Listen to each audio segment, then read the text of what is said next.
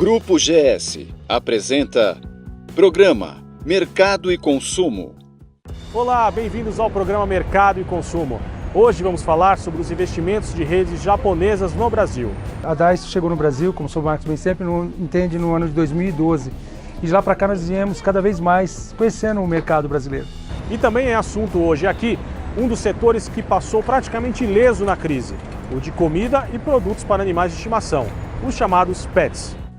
O consumidor que tem um pet, é claro que ele compra ração, ele compra o ossinho, ele compra o bifinho, mas na verdade ele tem um pacote de necessidades.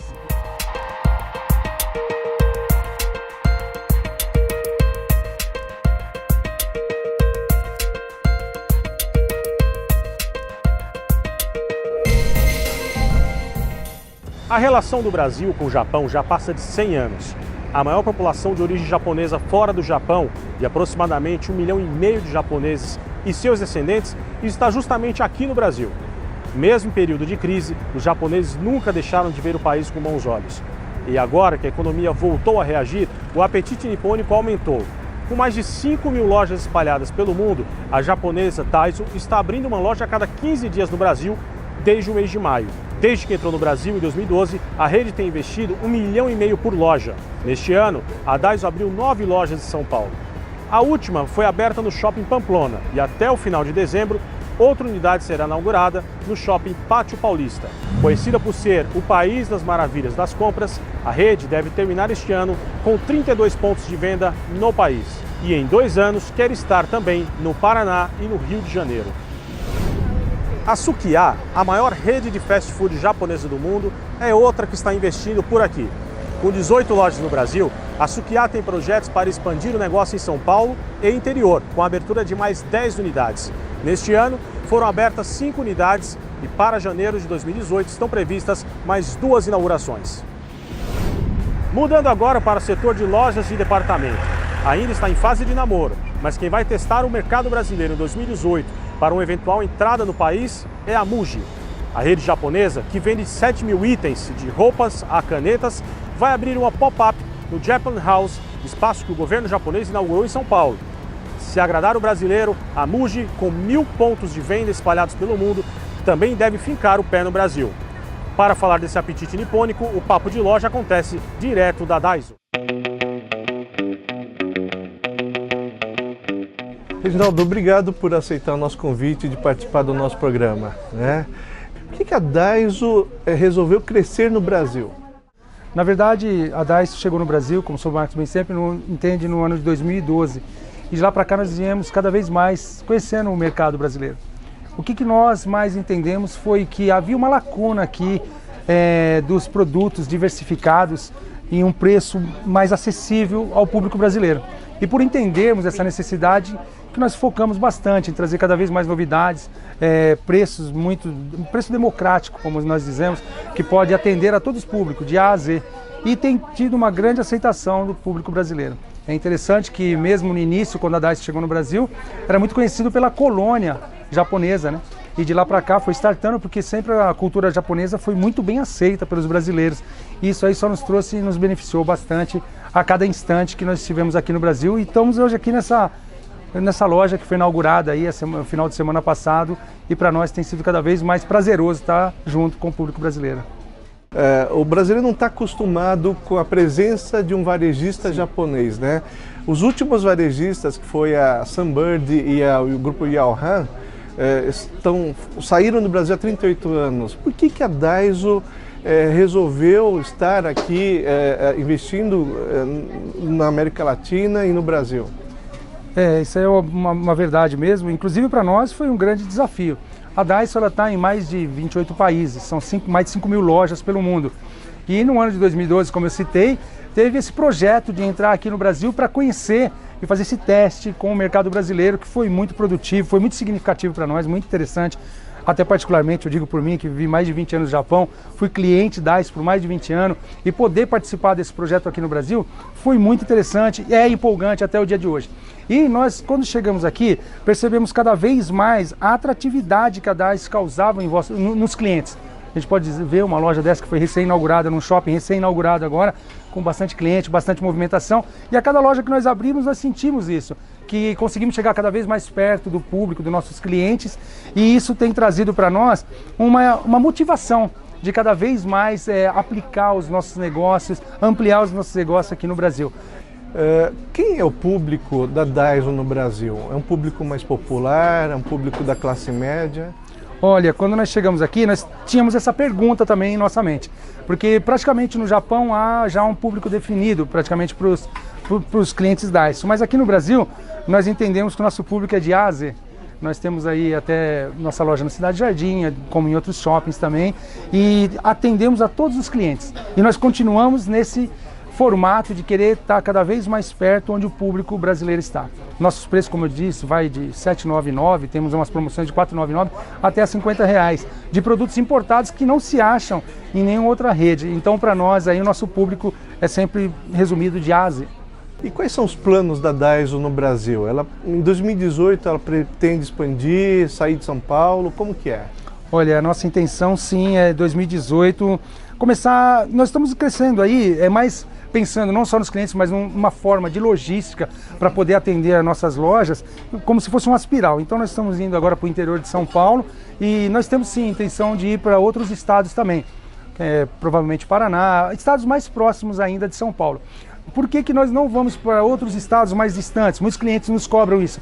É para que a gente possa ter uma logística concreta e fazer o atendimento. Como eu disse, são muitos produtos, para que não fique faltante produtos em regiões e outras. Mas nós vamos sim para outros estados. E vamos aí para o ano que vem, na verdade, com o projeto, se der, abrir 1, 2 lojas a cada mês também.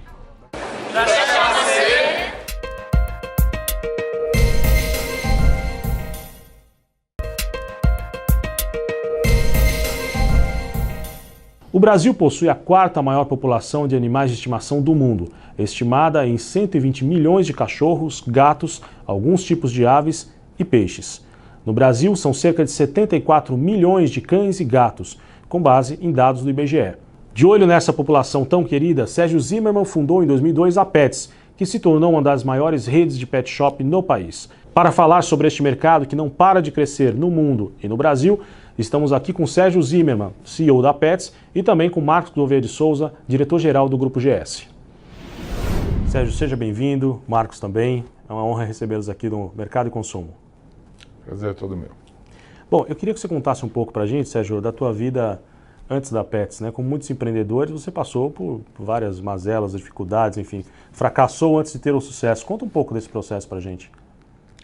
Olha, na verdade, eu sempre digo que eu nasci no comércio porque literalmente a minha casa tinha quarto, cozinha e loja, né? Ao invés de uma sala, era uma loja que meu pai fez confecção de roupas infantis no Brás. Então eu nasci nesse contexto de nascer nos fundos de uma loja, então eu sempre estive no comércio, tive várias atividades no comércio já, desde animação de festas infantis, eu fazia o Palhaço Salsicha, animando festas.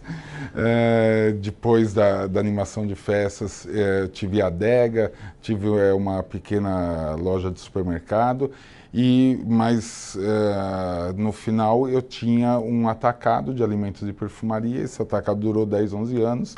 Foi uma atividade que cresceu, saiu do zero e cresceu bastante. Chegou a ter 600 funcionários, 300 vendedores de rua. Estava situado entre os 3 maiores atacados de São Paulo de rua. E no ano de 2001, a gente era extremamente alavancado financeiramente. E teve a máxima desvalorização da moeda, aumento drástico da Selic, e isso foi a pá de cal para o negócio e nós tivemos então insucesso. E é a partir desse contexto que sobrou um dos imóveis que eram locados e que a gente tinha acabado de reformar para um autosserviço de perfumaria, e aí o que a gente tinha era um ponto e a ideia de fazer alguma coisa, mas não sabia o que. O que foi a inspiração para migrar para o setor pet? O meu cunhado, ele fabricava shampoo para cachorro literalmente no quintal da casa dele. E ele falava para mim, pô, por que você não monta uma pet que esse negócio está crescendo? Eu falei, o nome dele é Marcelo. Eu falei, Marcelo, não faz sentido, porque pet shop tem 150 metros, 200 metros, e eu tinha aqui 3.000 metros. Eu falei, é uma coisa muito maior que eu estou pensando, pet, nem pensar.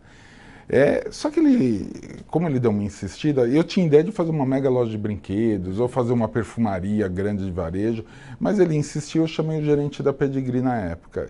E ele falou, depende, se você estiver pensando em fazer alguma coisa do tipo da Cobasi, pode fazer sentido. Aí ele me deu o endereço, eu fui lá, na ocasião a Cobasi tinha já 3 grandes lojas na zona sul e oeste de São Paulo, e aí imediatamente eu tomei a decisão. Se cabia na cidade de São Paulo 3 lojas grandes na zona sul e na zona oeste, por que não ter uma loja para atender a zona leste e norte? Então assim que nasceu a decisão de... Agora, na história, né, da atual Pets, antiga Pet Center Marginal, a entrada de um fundo, no momento que o negócio já estava maduro, né, já era um grande sucesso, foi também um momento importante na transformação. Quais foram as principais vivenciadas a partir da entrada do fundo? Então, o Arbor Pincus entrou no final de 2013, portanto, nós estamos completando 4 anos de convivência com eles. Na ocasião, a gente já tinha 27 lojas, mas sem dúvida nenhuma, uma das coisas que foi indutora para fazer o negócio com fundo foi a própria experiência anterior, de saber que às vezes é perigoso crescer e tropeçar no próprio crescimento. Então eu queria dessa vez crescer com mais segurança, com mais governança, com uma ajuda, com uma musculatura tanto de gestão como financeira. E todas essas coisas que a gente imaginava ter com fundo, de fato a gente teve. Eu posso dizer que nesses 4 anos a minha relação tem sido absolutamente ótima com o fundo e recomendo que empresas realmente considerem private equity sabendo escolher o parceiro. Esse me parece um ponto absolutamente crítico, né? A expansão, o crescimento do varejo brasileiro, principalmente para as empresas de gestão e origem familiar, no seu processo de profissionalização, tendo o apoio de um fundo, é uma mudança radical de realidade. Que aspectos você recomendaria cautela nesta relação que se estabelece com um investidor, como é o caso houve no caso de vocês? Perfeito. Eu tenho, na verdade, conversado ao longo desses anos com muita gente que vem me perguntar como é que é a relação, que está pensando em ter um fundo. E eu sempre digo o seguinte, é difícil falar em fundo melhor e fundo pior. Eu acho que existe fundo adequado ou fundo inadequado para o que você pensa. Por exemplo, se você só está pensando no lado financeiro, com certeza ter uma parceria com fundo do nosso perfil é péssimo, porque não é o caso de só ter o aporte financeiro. Efetivamente, eles contribuem com a gestão do negócio. Eles, mais ou menos, a metáfora que a gente poderia dizer é o seguinte, tem fundos que querem que você continue dirigindo o ônibus e eles só vão de passageiro e não estão preocupados com como você vai dirigir. Outros fundos querem sentar do seu lado e deixa você dirigindo, mas querem ficar como copilotos. E outros fundos te arrancam da direção e eles querem dirigir o ônibus. Então depende do que você quer fazer. Se você está com o objetivo de tocar a empresa, como eu tinha, eu escolhi o parceiro certo, que é o parceiro que queria estar do lado. Eu também não queria alguém que só fosse na carona e não estivesse preocupado com a gestão do negócio. Sérgio, agora os números, né, do mercado pet no Brasil são bastante relevantes. Né? Nós falamos aí hoje próximo de 20 bilhões por ano, né, de dinheiro movimentado nesse setor. Bilhões por ano. E cerca de 40 mil lojas, né, um mercado que cresce aí mais ou menos 10% ao ano. O que você acredita esse crescimento pet no Brasil? Bom, esses números são números médios. Nos últimos 2 anos há uma pequena diminuição desse número global de crescimento. O número está mais para a faixa nos últimos 2 anos, entre 5% e 7%. Mas de fato, se pegar os últimos 5 anos e fizer um crescimento médio, a gente chegaria próximo dos 10%. E eu atribuo principalmente a questão da humanização do pet. Né? Eu acho que tem 2 grandes fatores que contribuem para o crescimento do mercado. A humanização, que significa o cachorro que ficava da porta para fora, depois passou a ficar da porta para dentro, hoje é o cachorro em cima da cama. Esse é um movimento muito claro. Ótima figura. Né?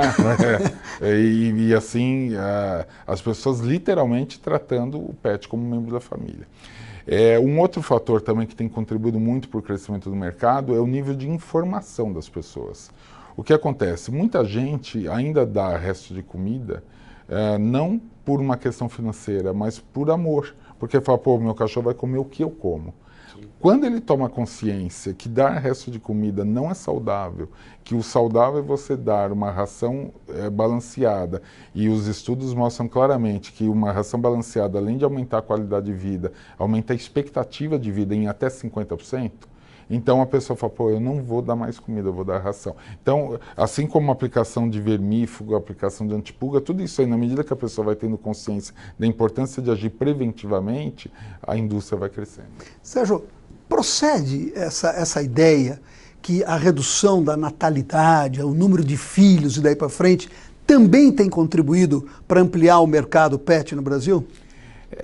Isso é interessante. Outro dia a gente comentava, né? Diminuição de número de filhos ajuda o mercado pet. Quando o casal tem filhos, ajuda o mercado pet para ter companhia. Quando o casal se separa, ajuda o mercado pet porque um dos cônjuges às vezes quer ter outro pet. Aliás, uma curiosidade, um dos principais litígios que está tendo nos divórcios é a quem fica com pet, porque não é previsto na legislação e, na verdade, tem sido alvo de disputa de muitos casais. Na expansão do negócio do varejo pet, qual o papel reservado para os serviços? Eles são relevantes, tornar-se-ão mais relevantes ainda. A rentabilidade do serviço comparada com a revenda de produto, como funciona isso? O consumidor que tem um pet, é claro que ele compra a ração, ele compra o ossinho, ele compra o bifinho, mas na verdade ele tem um pacote de necessidades. O entendimento da Pets é suprir esse pacote de necessidades, e é precisamente por isso que nós atuamos muito firme na área veterinária, na área de centro de estética, para oferecer o banho, a tosa, a coloração, tudo que o cliente precisar nessa área. E estamos ainda investindo ainda mais para poder também propiciar outros serviços, ainda que a gente não faça diretamente, mas que a gente certifique outros estabelecimentos para prestar serviços como hotel, daycare, dog walker, tudo isso aí nós estamos preocupados em fornecer esse pacote de serviços para o consumidor. Sobre a rentabilidade, aí tem uma questão muito pontual no Brasil. Normalmente no mundo, serviços é mais rentável do que produtos.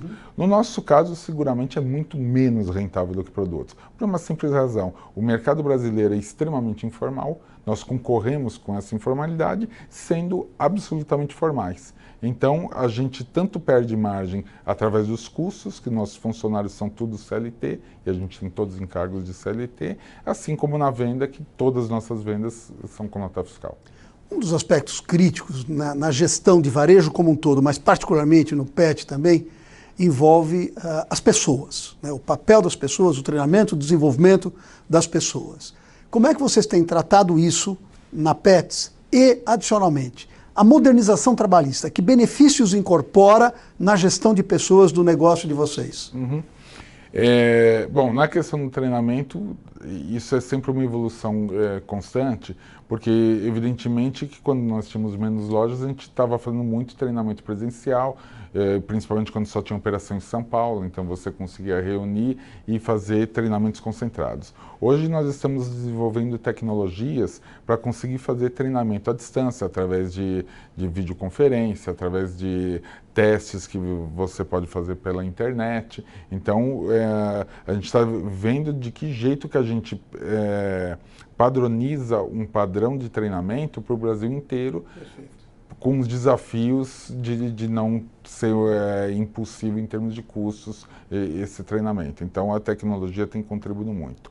Em relação à segunda questão, que é a modernização trabalhista, vai contribuir muito, né? Para muitos setores de varejo, o nosso não será diferente, por uma razão simples.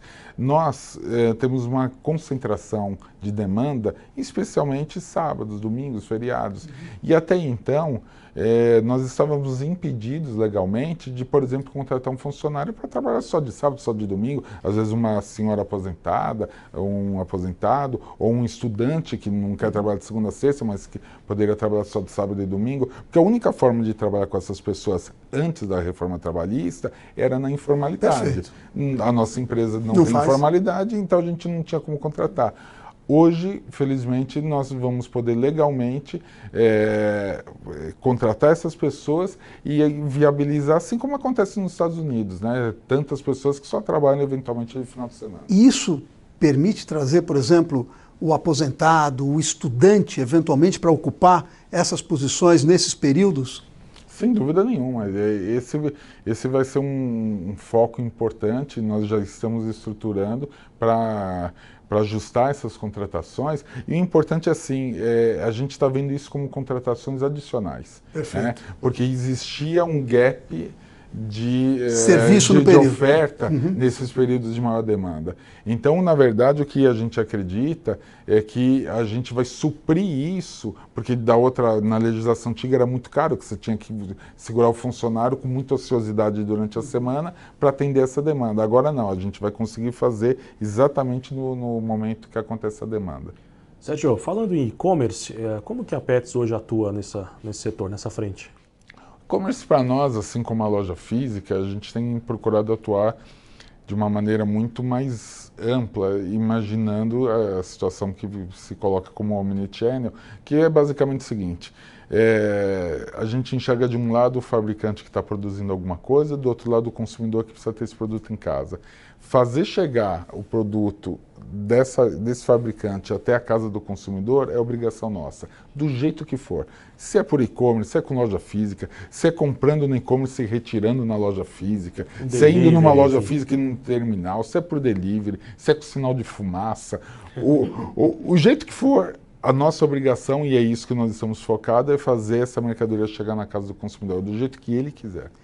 Sérgio, a expansão, ela vai ser balizada só pelo mesmo formato que vocês têm hoje, e eventualmente outros canais como o e-commerce, ou vocês estão considerando um outro formato de loja, talvez mais compacto, para ser colocado em espaços onde a grande loja, como vocês têm hoje, não seja viável? Então, essa resposta, ela complementa a resposta anterior. O que nós enxergamos claramente é que o consumidor precisa ser atendido da forma como ele quiser.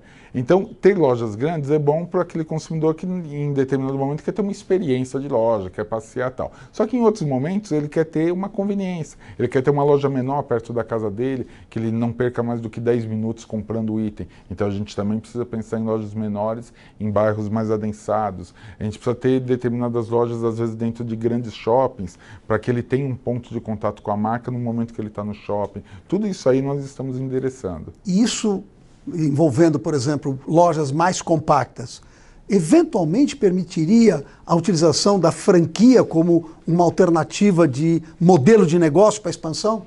É exatamente o momento que nós estamos, é justamente saber qual que é esse ponto que nós conseguimos operar daquele ponto para cima, e daquele ponto para baixo só acontece se for com sistema de franquia.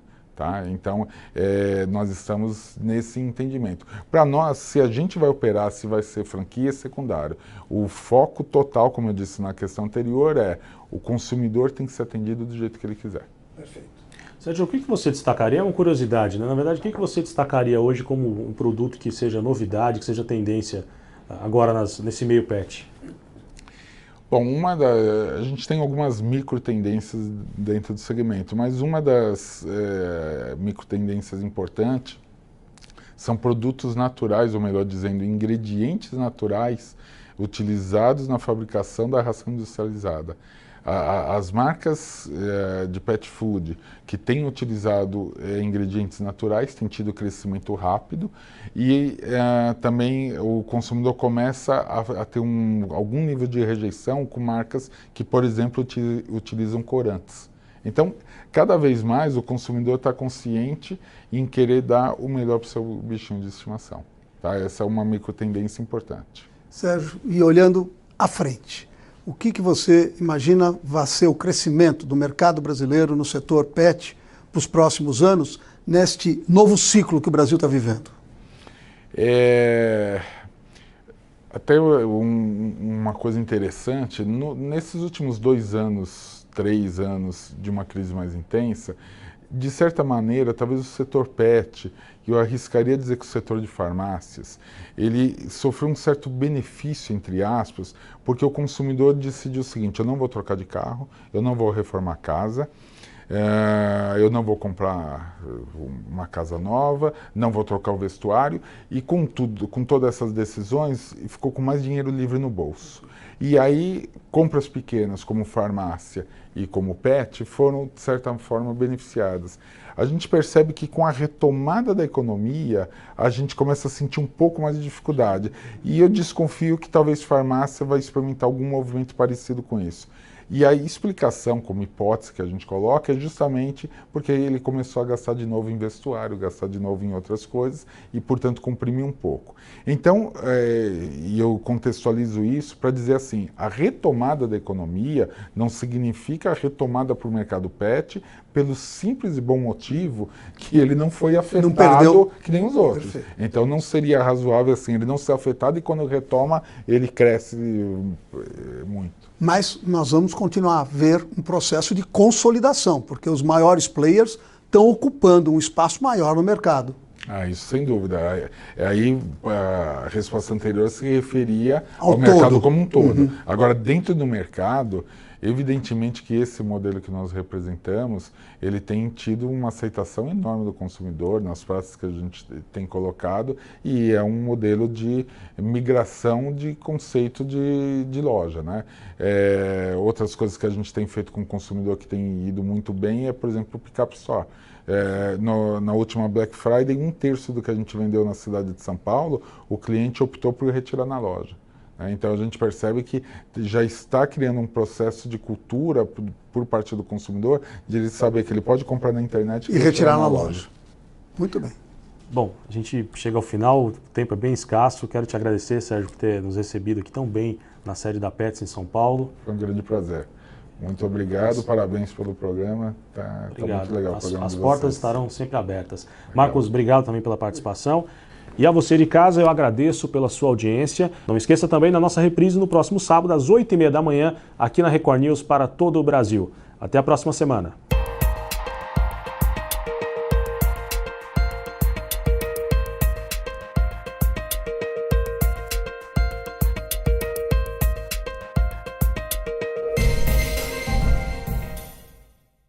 Programa Mercado e Consumo. Oferecimento: